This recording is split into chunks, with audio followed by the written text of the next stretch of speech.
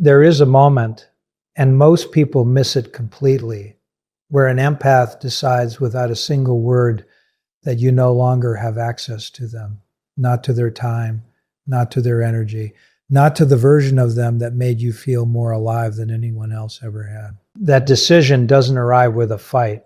It doesn't come with a dramatic exit or a tearful confrontation. It arrives quietly in the middle of an ordinary Tuesday when they're washing dishes or staring out a window, and something inside them simply stops reaching for you. You won't see it happen. That's what makes it so disorienting. One day they're present, warm, attentive, the kind of person who remembers what you said 3 weeks ago and asks about it. And then slowly they're not. They still reply to your messages. They still show up. But something essential is gone, and you can feel the absence of it even if you can't name it. By the time most people notice, the decision was made months ago. Here is what no one tells you about empaths. They are not fragile. That is the first myth worth destroying. The word empath has been so diluted by pop psychology that most people picture someone who cries at commercials and needs a weekend to recover from a difficult conversation. That's not what an empath is. An empath is someone whose nervous system is wired for extraordinary attunement. They don't just hear what you say, they register what you didn't say. They feel the shift in your energy before you've consciously identified it yourself. They notice when your laugh sounds slightly different, when your silence has a different texture, when your "I'm fine" means the opposite of what those words suggest. This is not a personality quirk. Neuroscience has demonstrated that highly empathic individuals show measurably higher activation in the mirror neuron system, the neural architecture responsible for feeling what others feel as if it were happening to your own body. This means their emotional world is not just more expansive than average, it is more expensive. Every interaction costs something, which is exactly why when an empath finally chooses to disappear from your life, you should understand the full weight of what that means. They didn't do it lightly. They did it after carrying far more than you ever saw them carry. Now here's the contrast that matters. The one most content on this subject gets completely backwards. People assume empaths disappear because they're too sensitive to handle conflict. The truth is the opposite. Empaths are extraordinary at handling conflict. What they cannot handle, what their nervous system eventually refuses to tolerate, is invisible conflict. The kind that never gets named, the kind that exists in the gap between what is said and what is meant. The kind where you do something that wounds them, and instead of a fight, they absorb it. They process it alone at 2 a.m., turning it over in their mind, trying to find the most generous interpretation of your behavior. They will excuse you more times than you deserve to be excused. They will translate your worst moments into the language of your trauma, your stress, your bad day. They are by nature the most loyal people in any room, until they aren't. And the line between those two states is not where most people expect to find it. Let's be specific, because the behaviors that make an empath disappear are rarely the dramatic ones. It is almost never the big betrayal, the explosive argument, the obvious cruelty. It is the accumulation of small moments that each carry the same message, a message their nervous system eventually receives with complete clarity, even when their conscious mind is still trying to argue otherwise. The message is this: your inner world is not welcome here. It starts with the jokes. You say something sharp about their sensitivity, about how they always take things too seriously, and you frame it as humor. When their expression shifts, you double down. I'm just kidding. You know I'm joking, right? And they smile, because what's the alternative? They've already learned that naming the discomfort will be treated as further evidence of the very sensitivity you were mocking. So they file it. They don't forget it. Empaths rarely forget these moments, but they file it and life continues. Then comes the dismissal, not the dramatic kind, the quiet kind. They tell you something real, something it costs them courage to say out loud. I've been feeling disconnected from us lately. Or, When you said that yesterday, it stayed with me. And your response, not out of cruelty, but out of discomfort, is to minimize. You're overthinking it. That's not what I meant, and you know it. Why do you always make everything such a big deal? What you just did in that moment is not correct them. You erased them. You told them that their perception of their own emotional experience is wrong. And for someone whose entire way of moving through the world is built on the accuracy of their perception, that erasure lands somewhere much deeper than an argument. It lands in the foundation. Then the reversal happens. They finally name something important. They sit across from you and say, clearly, this is hurting me. And within minutes, somehow, through a sequence of moves so practiced, it happens almost automatically, they find themselves comforting you, managing your reaction to their pain, apologizing for the way they brought it up. The original issue evaporates, and they're left holding both the original wound and the new guilt. They did it again. They made it worse by saying something. Their silence had been their armor, and they forgot to wear it. Here's what's happening beneath the surface of all of this, and this is the part that actually determines whether an empath stays or goes. Each of these moments is a data point, and empaths, whether they realize it or not, are running a continuous unconscious analysis of those data points, not because they're calculating or strategic, because their nervous system is doing what nervous systems do, learning whether a place is safe, learning whether the cost of being real here is one they can afford. And at a certain point, not after one incident, not after two, but after enough, the data resolves into a conclusion. This place is not safe for me.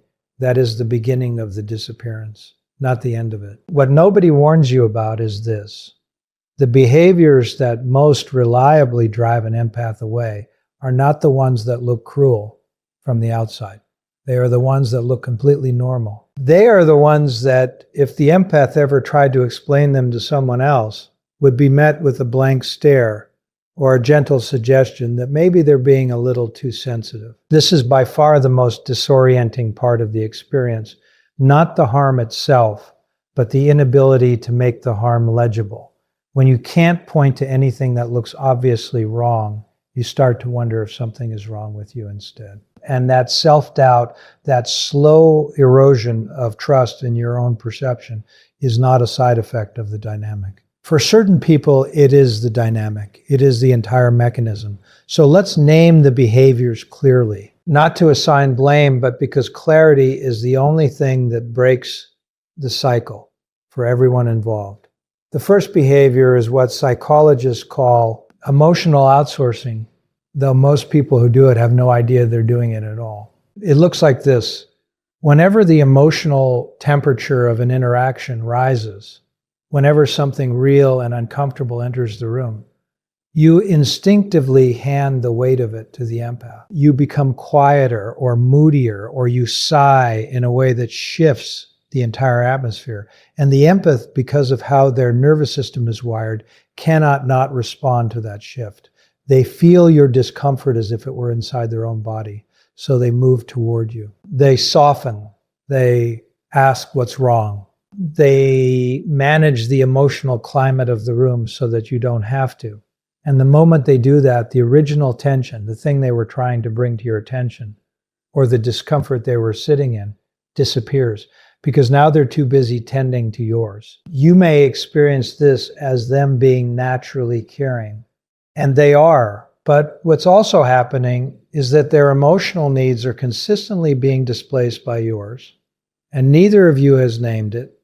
And the pattern repeats until the empath begins to feel that their inner world is a burden they are only permitted to carry alone. The second behavior is more subtle and arguably more damaging. Conditional presence. This is the pattern where your warmth, your attention, your affection, the version of you that makes the empath feel safe, is reliably available only when things are easy. When they're happy, fun, low maintenance, and asking nothing difficult of you, you're wonderful, you're attentive, you're the person they fell in love with or chose as a friend or trusted as a family member. But the moment they bring something heavy, a need, a hurt, a boundary, a truth. The warmth recedes, not dramatically, not with cruelty. It simply cools.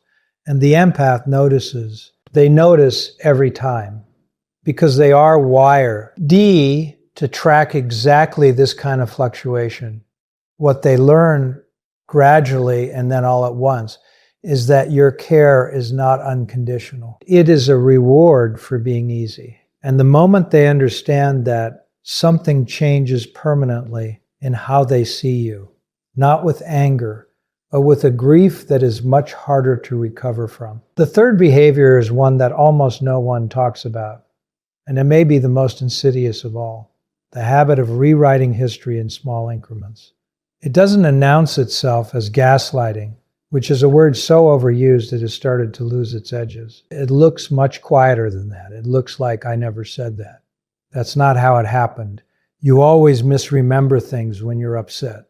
Each individual instance seems small enough to argue about, and arguing about it never leads anywhere because you seem so certain, and they start to wonder if their memory is simply less reliable than they thought. But what is actually happening is that their reality is being edited. Their record of events is being quietly revised. And for someone whose greatest gift is the accuracy of their perception, someone who has built their entire way of relating to the world on the belief that what they feel and observe is real, this is not a small wound. It is an attack on the very instrument they use to navigate life. After enough of these moments, they stop trusting what they perceived. They stop trusting themselves. And when a person stops trusting themselves, they have two choices: collapse inward or cut the source. Empaths, once they find the clarity, almost always choose the latter. Now, here is the contrast that most people need to sit with, because it is uncomfortable and it is true. Many of the people who enact these patterns are not malicious. They are not scheming. They are, in most cases, people who are themselves carrying unprocessed wounds. People who learned early that vulnerability was dangerous, that emotional needs were burdens, that the way to stay safe was to keep the surface smooth and never let anyone see what was actually happening underneath. That history is real. It deserves compassion. But here's what compassion does not mean. An empath is obligated to absorb the consequences of your unprocessed pain indefinitely. Those two things, understanding why someone behaves the way they do and accepting that behavior as a permanent condition of the relationship, are not the same thing. Empaths often confuse them. For a long time, their understanding functions as a kind of unconscious permission. I know why you are this way, so I will keep absorbing it. But understanding is not the same as consent, and the day they recognize that distinction is often the day the decision quietly gets made. There is also something specific that happens inside an empath during this period that is rarely described accurately. From the outside, they look like they're managing. They're still showing up, still engaged, still warm enough that nothing seems wrong. But inside, they have begun a process that can only be described as a kind of interior withdrawal. They stop bringing you their full self, not out of spite, out of protection. They bring you the version of themselves that won't get hurt here. They stop sharing the things that matter most, the creative idea they were excited about, the fear they haven't said out loud to anyone, the moment of joy so private and specific that sharing it would require real trust. Those things get quietly rerouted. They go into a part of themselves that is no longer accessible to you, and the relationship continues, often for a surprisingly long time, in this partial state, where proximity is maintained but intimacy is already gone. This is the part that causes. It's the shock later. When the empath finally leaves or finally creates distance so definitive, it cannot be ignored. The people around them are often stunned. But everything seemed fine. We were just together last week and they seemed happy. There were no signs. There were signs. There were dozens of signs. But they were interior signs.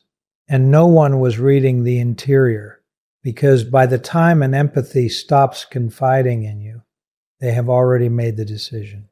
What comes next is not a decision. It is an execution. There is a stage that comes after the interior withdrawal that almost no one talks about because it doesn't look like anything from the outside. The empath is still there. They still answer your calls. They still sit across from you at dinner and ask about your day. But something has fundamentally reorganized inside them, and if you knew what to look for, you would see it immediately. Their eyes don't hold yours the same way. Their laugh comes a half second later than it used to. The stories they tell you are the safe ones, surface level, low risk, requiring nothing from either of you. They have become, without announcing it, a careful version of themselves. And careful is the opposite of close. What's happening in this stage is not coldness. It is not indifference.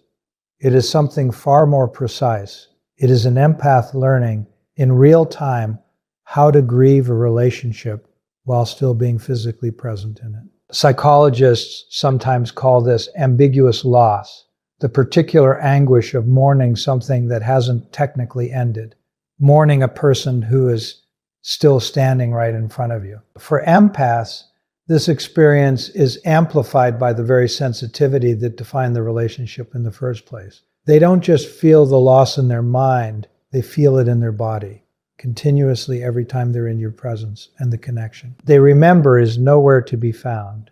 Every conversation that stays shallow when it used to go deep. Every moment of conflict that gets smoothed over instead of resolved. Every time they start to say something real and then stop, redirect, and ask you about your week instead. They feel all of it. They are grieving in real time, and they are doing it silently, and they are doing it alone, and they are doing it while sitting right next to you. This is the cruelest part of the empath's experience, not the original wounds, but this stage, the stage where they already know how the story ends, and they're still in the middle of it, and they cannot yet leave for any number of reasons. Maybe they've built a life with you. Maybe they still love you, because empaths are capable of loving someone and knowing simultaneously that the relationship is no longer safe for them. And these two truths do not cancel each other out. They coexist in a tension that is almost unbearable. Maybe they're waiting for evidence that they're wrong. Maybe they're hoping that the person they first knew, the version of you that made them feel seen before the pattern set in, will reappear and make all of this retrospectively untrue. That hope is not weakness. It is, in fact, one of the most human things about empaths, the persistence of their belief in people's capacity to change. But it is also the thing that extends their suffering far beyond what it needs to be. Because they are extraordinarily good at imagining the best version of a person, and sometimes in a long relationship, that imagined best version is what they're actually in love with, rather than the person who is currently standing in front of them. Distinguishing between those two things, the person's potential and the person's pattern, is one of the hardest cognitive tasks any of us face in relationships. For empaths, it is harder still because their ability to feel into someone else's depth makes the potential feel very, very real. Here is where the script has to shift, because this is the point where diagnosis without direction becomes its own kind of cruelty. So let's talk about what actually changes the outcome, because the disappearance is not always inevitable. There is a window, and it is smaller than most people realize, and it closes faster than anyone expects. But it exists. And what determines whether that window stays open or shuts permanently comes down to one thing and one thing only: repair, not apology, repair. These are not the same thing, and the difference between them is everything. An apology is a statement, "I'm sorry I hurt you." It is words directed at the past. It requires nothing to change going forward, which is why empaths have often received dozens of apologies from the same person for the same behavior, and found that each subsequent apology lands with slightly less weight than the one before. Not because they're unforgiving. Empaths are extraordinarily forgiving, but because they are tracking behavior over time, and their nervous system is smarter than their hope. When the behavior doesn't change, the apology eventually registers not as remorse, but as a reset button. a way to return to zero without doing the actual work of changing the trajectory. Repair is different. Repair is behavioral. It is sustained. It is what happens when someone not only acknowledges the wound, but changes the pattern that created it. It looks like noticing when you're emotionally outsourcing and consciously choosing to hold your own discomfort instead of shifting it. It looks like when they tell you something hurt, your first response is curiosity rather than defense. Not, that's not what I meant, but tell me more about how that landed. It looks like consistency between who you are when things are easy and who you are when things are hard. Because that gap between your easy day self and your hard day self is exactly where empaths take their measurements. It is where the data is collected. And sustained repair closes that gap in a way that no single conversation, however honest or emotional, ever can. Now, here is something important to understand about the way empaths respond to genuine repair, because it surprises most people. When real change begins, when the pattern actually shifts, the empath does not immediately soften. They become, if anything, more watchful. This is not stubbornness. This is intelligence. Their nervous system has been conditioned by the previous pattern, and it needs more evidence than a single incident to update its conclusion. This is how trust actually works, not as a light switch, but as a slow accumulation of contradictory evidence. Each interaction that goes differently than it used to is a data point in the opposite direction. Each moment of genuine repair adds to a counter record. And over time, if the change is real and sustained, the counter record becomes strong enough to revise the conclusion the nervous system had drawn. The shoulders don't tighten when the phone lights up. The stomach doesn't drop at a change in tone. The careful version begins gradually to step back.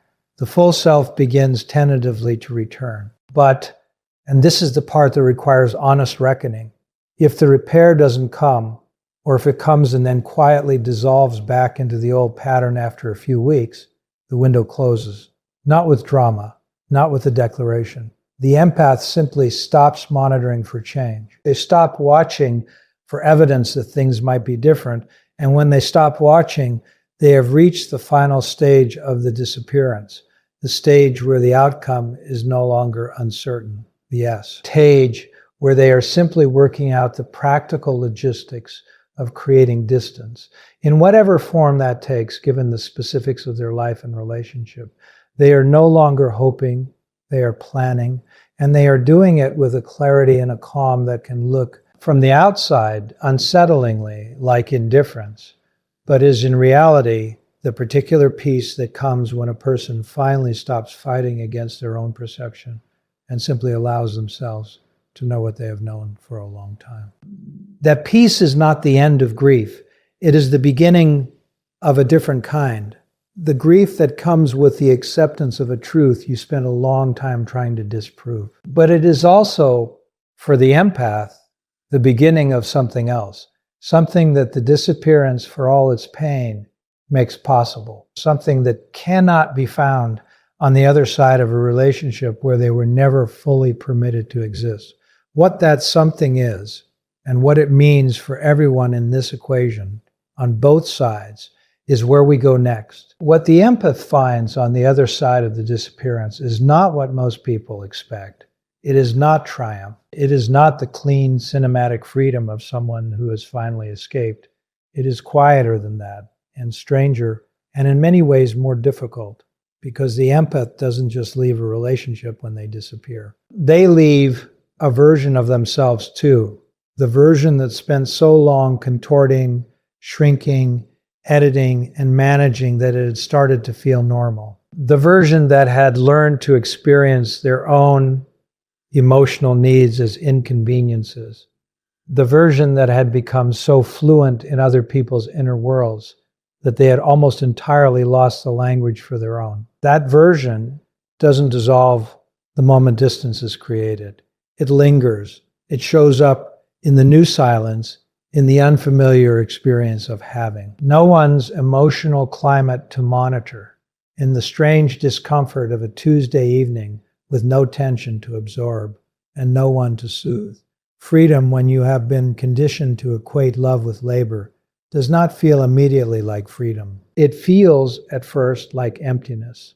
This is the part of the empath story that gets left out of every surface-level conversation about sensitivity and boundaries and self-protection. The disappearance is not the resolution. It is the beginning of a much harder and much more important process, the process of learning to exist fully in their own presence, of rebuilding the relationship with their own inner world that was slowly dismantled through years of having that world treated as inconvenient, excessive, or wrong, of relearning how to trust their own perception after it was questioned so many times that the questioning became an interior voice they couldn't distinguish from their own thoughts.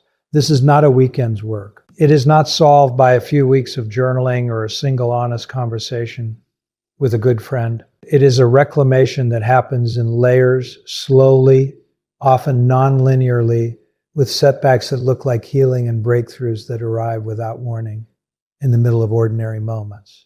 But here's what is also true, and what matters just as much. It does happen. The reclamation happens.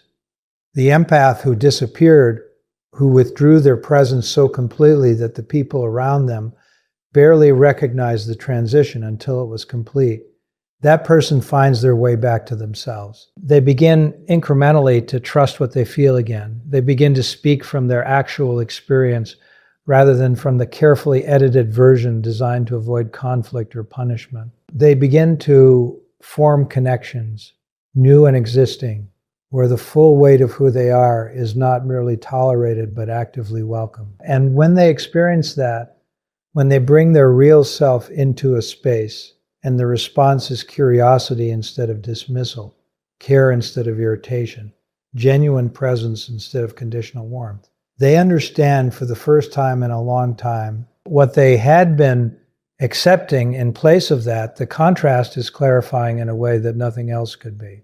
Now let's turn to the other side of this, because if you are someone who has watched an empath disappear from your life, or who can feel it happening right now, that slow withdrawal, that careful distance settling in like weather, then this part is specifically for you, and it deserves to be said without softening. You may not have intended to cause harm. That is probably true, and it matters. And it is also not the most important thing right now. The most important thing is this: intention does not determine impact. You can wound someone without meaning to. You can systematically dismantle someone's trust in their own perception without ever consciously deciding to do so. You can outsource your emotional discomfort, deliver your conditional warmth, rewrite small moments of shared history, all without a single malicious thought. And the impact on the person absorbing all of that is identical to if you had done it deliberately. The empath's nervous system does not register your intention. It registers the pattern, and the pattern is what determines the outcome. So if the window is still open, if there is still some version of this relationship that exists, even in that careful, partial, quietly grieving state, then what is required of you is not a grand gesture. It is not a long letter or a dramatic declaration or a single conversation where everything gets said. Those things have their place, but they are not what rebuilds trust. What rebuilds trust is the next ordinary moment and the one after that. It is what you do on a random Wednesday when they say something real, and you feel the reflex to defend or dismiss or redirect, and you don't. You stay, you ask, you let their reality exist in the room without immediately trying to resize it to something more comfortable for you.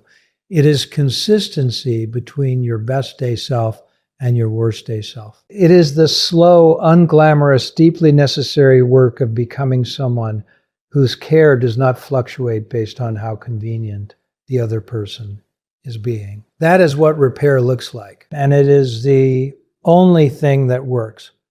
Here is the truth that sits underneath everything in this conversation, the one that all of it has been building toward. Empaths do not disappear because they stop loving. They disappear because they finally love themselves enough to stop accepting less than full presence in return for their own.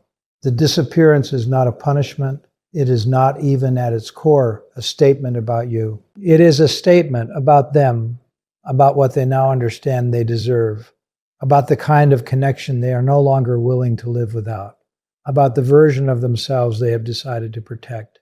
It is, in the most literal sense, an act of self-authorship. The moment an empath disappears, they are writing themselves back into the story as the main character rather than the supporting role they had quietly been assigned. And if you are an empath watching your own withdrawal happen, feeling yourself grow quieter, more careful, more selective about what you bring and to whom, then hear this clearly. What you are doing is not giving up. It is not failure. It is your nervous system, your instincts, your hard-won self-knowledge finally being honored rather than overridden.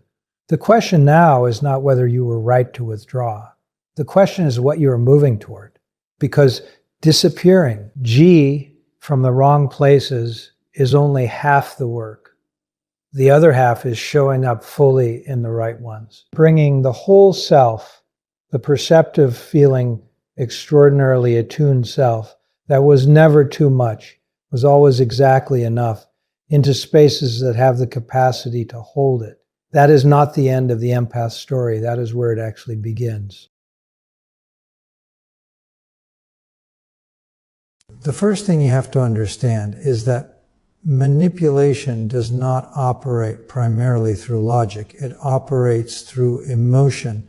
That's the core insight most people miss. A narcissist is not persuading you because they have the better argument. They are steering you because they can predict your emotional responses.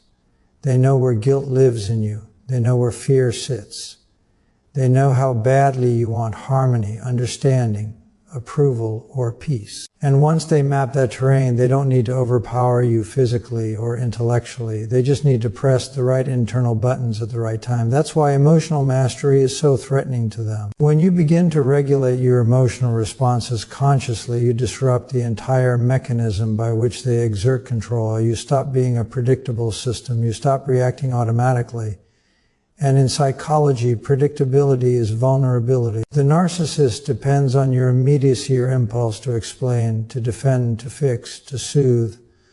When that immediacy disappears, they are left without leverage. Think about what happens when someone insults you and you don't rush to defend yourself, or when they provoke you and you pause instead of retaliating.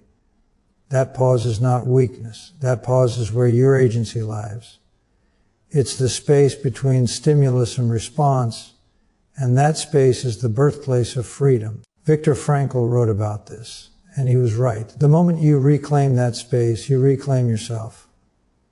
And from the narcissist's perspective, that is catastrophic, because they are not engaging with your best self. They are engaging with your unregulated emotional system. That's the version of you they can dominate. When you master your emotions, they're forced to confront you as a thinking, autonomous individual rather than a set of exploitable reactions. And they are deeply uncomfortable with that shift because it strips them of the illusion of superiority. This is why you're calm unsettled, them more than your anger ever did. Anger feeds the game. Anger escalates. Anger keeps you locked in the same psychological arena. Calm, on the other hand, ends the match. Calm communicates that you are no longer controlled by the outcome of the interaction. You're not fighting to be understood. You're not desperate to be validated. You are grounded in something internal, something stable, something they cannot reach. And let's be clear, emotional mastery does not mean emotional numbness. It does not mean repression. It means precision. If it means you feel fully, but you choose deliberately, and you don't deny your anger, you discipline it. You don't suppress your fear, you interpret it. You don't eliminate emotion, you integrate it. That integration is what gives you authority over yourself. And authority over yourself is the only real power there is. A narcissist cannot manipulate someone who has accepted their own shadow. If you've already confronted your flaws honestly, guilt loses its grip. If you've already endured rejection, fear of abandonment loses its sting. If you've already taken responsibility for your life, blame becomes meaningless. Manipulation only works when there is unresolved chaos inside you. Emotional mastery is the act of putting that chaos in order. This is why people who develop this capacity often appear cold to those who relied on their emotional availability. But that's a misunderstanding. What's actually happening is that you are no longer outsourcing your self-worth. You are no longer allowing others to dictate your internal state. And for someone whose identity depends on controlling others' emotions, that shift feels like an existential threat. Notice how often manipulators accuse emotionally regulated people of being arrogant, distant, or unempathetic. That accusation is revealing. What they really mean is, you are no longer emotionally accessible to my tactics. They experience your self-control as a form of rejection because it denies them the intimacy they once had with your vulnerabilities. But here's the deeper philosophical point. Emotional mastery is not just a defense mechanism, it's a moral achievement. To govern yourself is to take responsibility for the impact you have on the world. It's to refuse to let your worst impulses dictate your behavior. And when you do that consistently, you become someone others cannot easily push into chaos. You become someone who acts rather than reacts. And that is why manipulators retreat, lash out, or attempt to discredit you when they sense this change. They are losing access. They are losing control. They are losing relevance. But that loss is the price of your growth, and it is a price worth paying. Because the moment you no longer need to win emotionally is the moment you stop being controllable. And once you are no longer controllable, you are no longer prey. You are a person who stands upright, regulated, and self-directed. And that is the kind of person no manipulator can afford to underestimate. Once emotional mastery begins to take root, independence follows almost inevitably. And this is where the manipulation game truly collapses. Because a narcissist does not control you by force. They control you through need. The need to be liked. The need to be chosen. The need to be reassured that you matter. When those needs dominate your inner life, you are vulnerable. Not because there's something wrong with having needs, but because unexamined needs make you negotiable in ways you don't even realize. A narcissist senses dependency the way a predator senses weakness. They're extraordinarily attuned to who needs approval, who fears abandonment, who feels responsible for other people's emotions. And once they identify that dependency, they position themselves as the gatekeeper. Approval becomes conditional. Affection becomes intermittent. Validation becomes something you have to earn. This creates a hierarchy. And as long as you are climbing toward them, they are above you. Independence is what flips that hierarchy upside down. The moment you no longer require their validation to feel stable, the moment your sense of worth is no longer outsourced, their leverage evaporates. They can still criticize, withdraw, provoke, or promise, but none of it lands the same way. Why? Because the psychological hook has been removed. There is nothing left for them to pull on. This is why walking away without explanation is so destabilizing to a narcissist. It violates their deepest assumption that you need them more than they need you. Independence shatters that illusion. And not in a dramatic way, not with confrontation or ultimatums, but quietly.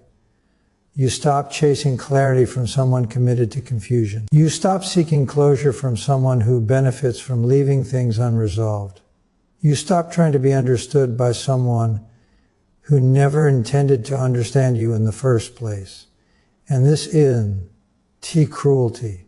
It is realism. There's a deep philosophical distinction here that matters. Independence is not withdrawal from responsibility. It is withdrawal from false responsibility. You are not responsible for managing someone else's ego. You are not responsible for absorbing their chaos. You are not responsible for staying small so they can feel large. Once you see that clearly, guilt loses its persuasive power. A narcissist will often frame your independence as betrayal. After everything I've done for you, they'll imply, or sometimes say outright. But that framing relies on the assumption that support entitles them to control.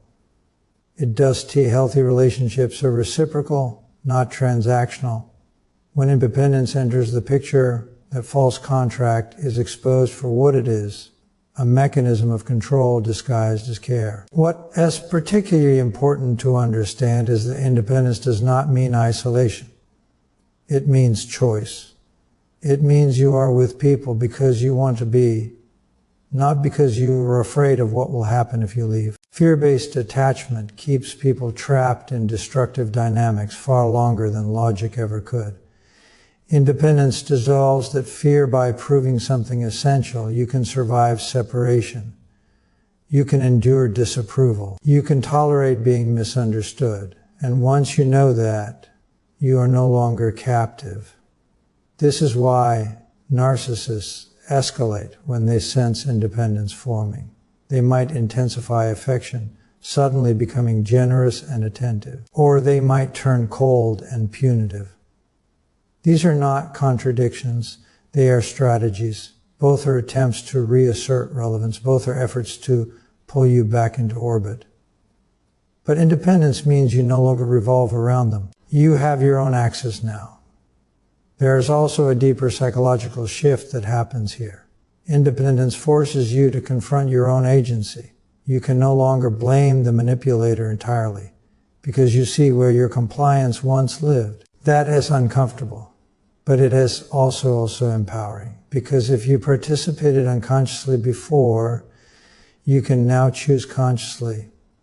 And choice is the foundation of dignity. From a philosophical standpoint, independence is the rejection of psychological tyranny. It's the decision to govern your own inner world rather than surrender it to someone else as pathology. And that decision has consequences. You may lose relationships. You may be criticized. You may be painted as cold or ungrateful. But those judgments say more about the judge than about you. What replaces dependency is something far more stable, self-trust. You begin to trust your perceptions instead of doubting them. You begin to trust your capacity to endure discomfort instead of avoiding it at all costs. And when that trust solidifies, manipulation has nowhere to land. There's no vacuum for it to fill. This is the paradox that narcissists cannot tolerate. The less you need them, the more powerful you become. And power that does not seek domination, approval, or revenge is the most unassailable kind, because it cannot be taken away, it can only be abandoned. And so the invitation is simple but not easy. Build a life so grounded in self-respect that no one can hold your emotional survival hostage. Because the moment you stop needing permission to be whole is the moment manipulation loses its grip. You finally stand on your own terms. Once independence is established, boundaries become inevitable. And this is where things get especially uncomfortable for narcissists. Because boundaries do something very specific. They reveal reality. They expose who respects you and who merely tolerated you when you were easy to control. A boundary is not an act of aggression. It's an act of clarification. It defines where you end and where another person begins. Anyone who has benefited from blurred lines will experience that clarification as a threat. A narcissist relies on ambiguity, on shifting rules, on emotional access that is never clearly defined. They move the goalposts constantly because confusion keeps you dependent. When expectations are unclear, you spend your energy guessing, adjusting, appeasing. Boundaries remove that confusion. They make the implicit explicit. They say, this behavior is acceptable. And this behavior is not. And the moment you say that, the power dynamic changes. Notice how quickly boundaries are framed as cruelty by people who never respected limits to begin with. You'll hear things like, you've changed, or you're being difficult, or you're too sensitive. These are not neutral observations. They are attempts to reassert control. The subtext is always the same. Return to your previous level of accessibility. Return to the version of you that was easier to manage. But here's the psychological truth. Boundaries don't push healthy people away. They filter out unhealthy ones. People with integrity may be surprised at first, but they adjust. They ask questions. They learn. Manipulators, on the other hand, escalate. They test the boundary immediately. They violate it subtly. They joke about it. They ignore it. Because they're not responding to the boundary itself. They're responding to the loss of dominance. This is why narcissists perceive boundaries as personal attacks. To them, your limits feel like rejection. Not because you are rejecting them as a person, but because you are rejecting their entitlement to your time, energy, and emotional labor. And entitlement is central to their identity. When you say no without apology, when you disengage without explanation, when you enforce consequences calmly and consistently, you disrupt their internal hierarchy. What makes boundaries so powerful is that they do not require agreement. You don't need permission to have them. You don't need the other person to understand. You don't need to justify them endlessly. A boundary is not a debate. It's a decision, and that decisiveness is precisely what makes you dangerous to manipulate. Because manipulation thrives on negotiation, on self-doubt, on your willingness to compromise your own values to keep the peace. There's also a moral dimension here that's worth addressing.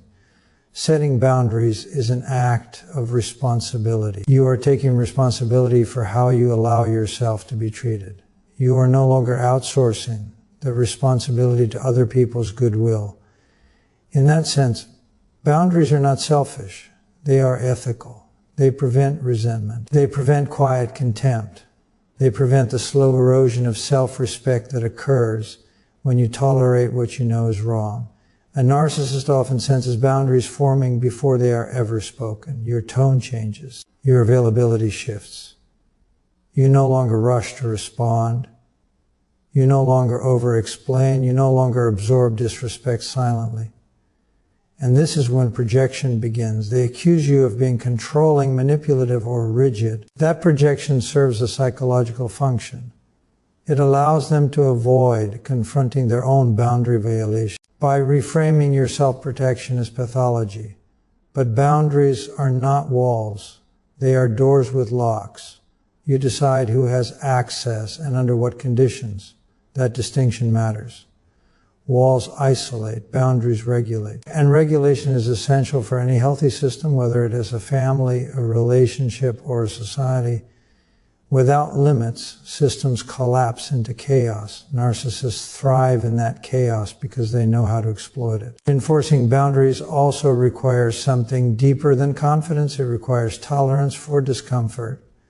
You have to be willing to endure guilt, tension, misunderstanding, and even loss. That is why many people talk about boundaries but fail to maintain them. The cost feels too high, but the cost of not having boundaries is always higher. It is paid in anxiety, resentment, self-betrayal, and psychological exhaustion. When you hold a boundary and do not collapse under pressure, something important happens internally. You begin to trust yourself. You prove to yourself that you can withstand emotional turbulence without abandoning your principles. That self-trust compounds. And as it grows, manipulation becomes less and less effective because manipulation relies on your fear of emotional fallout. This is the moment the narcissist realizes the game is over. They can no longer provoke you into overfunctioning. They can no longer guilt you into compliance. They can no longer rely on your silence to excuse their behavior. What remains is exposure, and exposure is the one thing they cannot tolerate. So if you take anything from this, let it be this. Boundaries are not about controlling others. They are about controlling yourself. They are the structure that allows your strength to endure. And the moment you decide that your dignity is non-negotiable is the moment manipulation loses its last foothold. Once you reach this stage, there is an uncomfortable truth you can no longer avoid, and that is that growth has a cost. Psychological. Development is not a purely additive process. You just gain strength, clarity, and self-respect while keeping everything else intact. You also lose what no longer fits. And one of the most difficult losses to accept is people. Not because you suddenly stop caring, but because you finally stop sacrificing yourself to maintain connections that were built on imbalance. When you become someone who cannot be manipulated, you disrupt the unspoken agreements that held certain relationships together. Many relationships survive not because they are healthy, but because one person consistently bends, absorbs, explains, and tolerates more than they should. When that person stops doing so, the relationship does weaken. It reveals what it always was. And that revelation can be shocking. This is where resentment often surfaces from others. They feel abandoned, even if you haven't actually left. They feel betrayed, even if you've simply stopped overgiving. From their perspective, you've changed the rules without consent. From your perspective, you've stopped playing a game that was costing you your integrity. Both perceptions can exist at the same time, but only one of them is sustainable. A narcissist, in particular, experiences your growth as loss. Not the loss of you as a human being, but the loss of access. And access to them is everything. Access to your emotions, access to your attention, access to your willingness to doubt yourself. When that access is revoked, they often respond by devaluing you. They minimize your achievements. They rewrite the history of the relationship. They tell themselves and others that you were never that important to begin with. This is not indifference. It is grief disguised as contempt. What is important here is not to personalize this reaction. Their inability to follow you into maturity does not invalidate your growth. People can only meet you at the level of consciousness they are willing to inhabit. When you move beyond that level, distance is inevitable. This is not a moral judgment. It's a psychological reality. There is also a deeper layer that makes this process especially painful. As you grow, you begin to see how much of your earlier suffering was maintained by your own compliance. That realization can feel like regret. You might think, if I had known this sooner, I could have avoided so much pain. But that thought misunderstands how development works. You could not have known sooner because you had not yet become the person capable of knowing. Growth is sequential. Each stage prepares you for the next. Outgrowing people does not mean you are superior. It means you are no longer compatible. Compatibility is not about shared history. It's about shared values and reciprocal respect. When those diverge, closeness becomes unsustainable. Trying to preserve it anyway only produces resentment on both sides. Letting go, while painful, is often the most honest response. There is a kind of loneliness that accompanies this stage, and it's important not to romanticize or deny it. When you stop tolerating manipulation, you may find yourself standing alone more often than before. But that loneliness is different from abandonment. It is the space that forms when you remove noise from your life. And in that space, something essential can emerge: discernment. You begin to recognize relationships that are based on mutual accountability rather than emotional extraction. You become slower to attach, but deeper when you do. You no longer confuse intensity with intimacy or familiarity with safety. This is not emotional hardening. It is emotional refinement. Philosophically speaking, this stage represents the transition from being shaped by your environment to consciously shaping your life. You are no longer organized around keeping others comfortable at the expense of your own coherence. You are organized around truth, responsibility, and self-respect. And those principles are demanding. They ask more of you than people-pleasing ever did, but they also give you something people-pleasing never could: dignity,